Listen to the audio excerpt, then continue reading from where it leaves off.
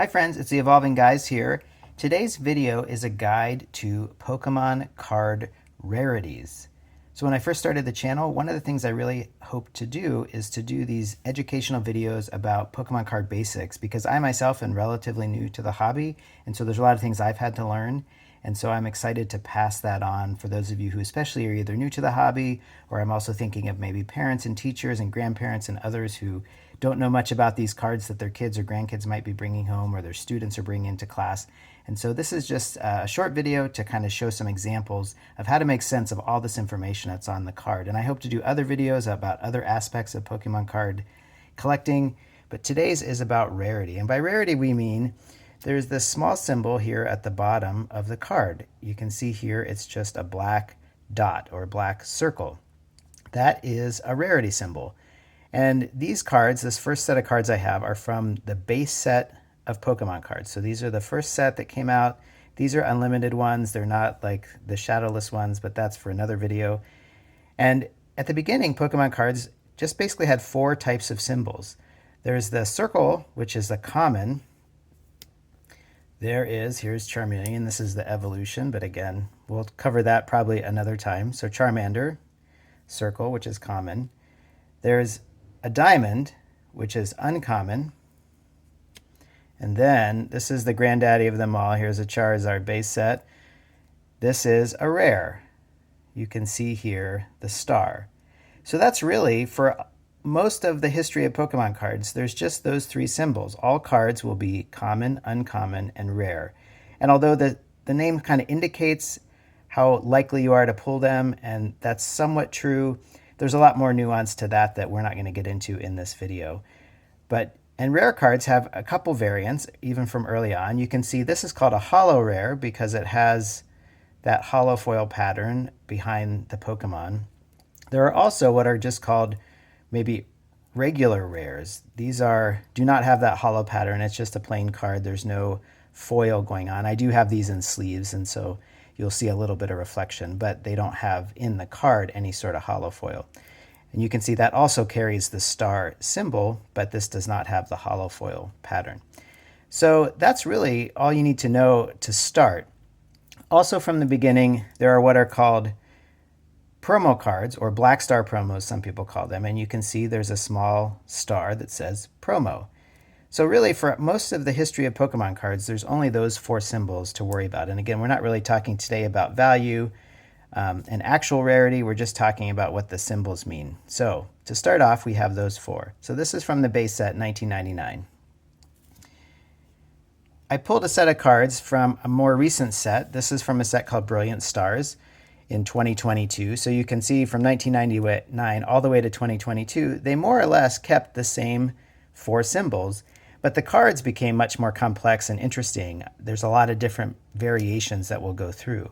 So you still have commons and uncommons, but you also have still this star. It's kind of hard to see because of the color of it, but most people call this an ultra rare card. Now still it's technically a rare card. It just has the one star, but we would call this an ultra rare.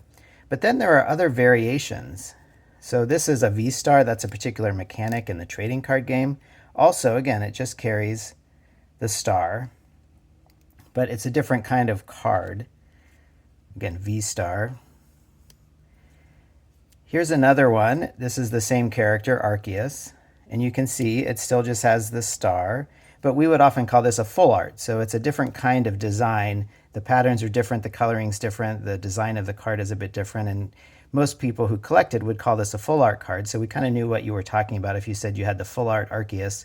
It still technically just has that star symbol, but it's a different kind of card.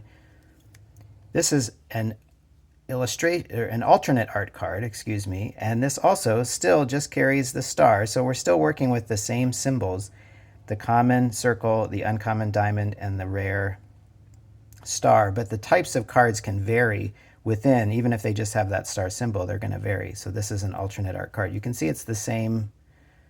And then here's another variation. We would call this a rainbow rare. Again, symbol-wise, it still carries the star, but in trading or talking about your collection, you would call this a rainbow rare for obvious reasons. It's got this rainbow coloration.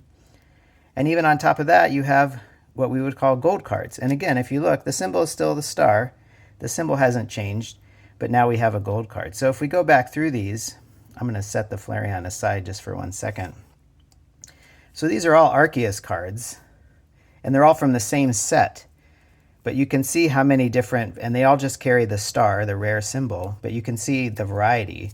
Ultra rare, there's a V-star, also just I'd say an ultra rare, a full art, an alternate art, a rainbow rare, and a gold card. But all just rarity-wise, they all just carry the star. So collectors and traders would talk about the difference of these cards, but they still all just carry the star. And then with Brilliant Stars, the set that these come from, they introduced a new kind of card called the Trainer Gallery, which is noted by the TG, but also still just having the star. So from a rarity perspective, this is still just a rare card, even though it's also a different kind of collection or different subset of cards. So you can see a lot happened between the base set, when we just had commons, uncommons. Oh, where did my there's my Charizard. Common, uncommon, rare, with holo rare and non-holo, to 2022, where we have all these different kinds of things. So perhaps in response to the fact that there was so much more variation in the types of cards, but still only the 3 major symbols, with the new set, or the new series called Scarlet and Violet, which came out in 2023, Pokemon added, they really mixed up the rarity symbols. And so we've kind of had to adjust, those of us who started collecting before the current set or series. So they still do have the promo cards. Those have remained constant. So every series has a promo set or promo line. So they still have the promos. This is promo from Scarlet and Violet, which is the new set. It's the first promo from this particular set that we're in, Scarlet and Violet. So we still have commons. This is a Pikachu. This is actually a reverse holo Pikachu, so you can see it has the holo foil pattern around where the Pokemon is shown. We also have uncommon, that remains consistent. And we also have rare. Some people call this a regular rare now. And this card has the holo foil pattern, like the Charizard we looked at, but still a rare. But now this is where it gets more interesting and more complicated. So they do still have, this has the rare symbol. This is a new card that was introduced in the current set. These cards are all from the current set, which is called Temporal Forces.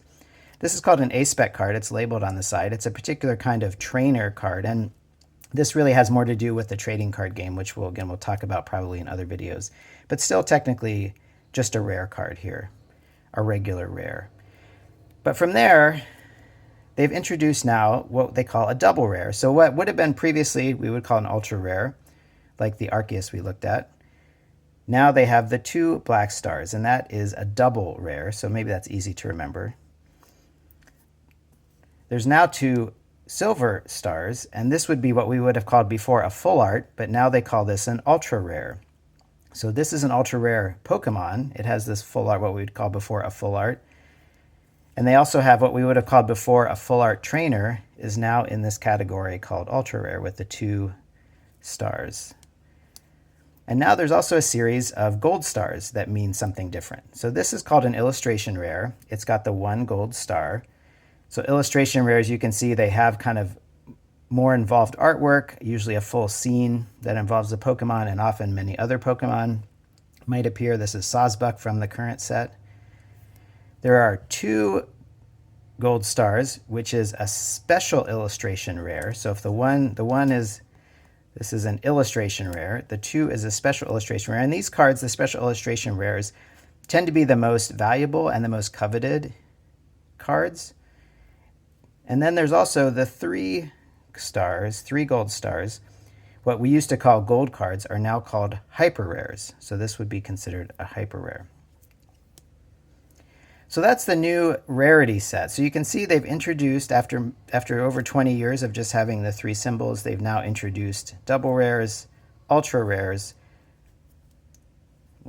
special or illustration rares, special illustration rares, and hyper rares. So it's a lot to keep track of, but the types of cards still more or less look the same. we have a lot of variety. So if you're looking at your card and you wonder what that small symbol looks like, now you have a sense of what those mean. I'll put a link in the description to a couple articles that might also provide some information on this.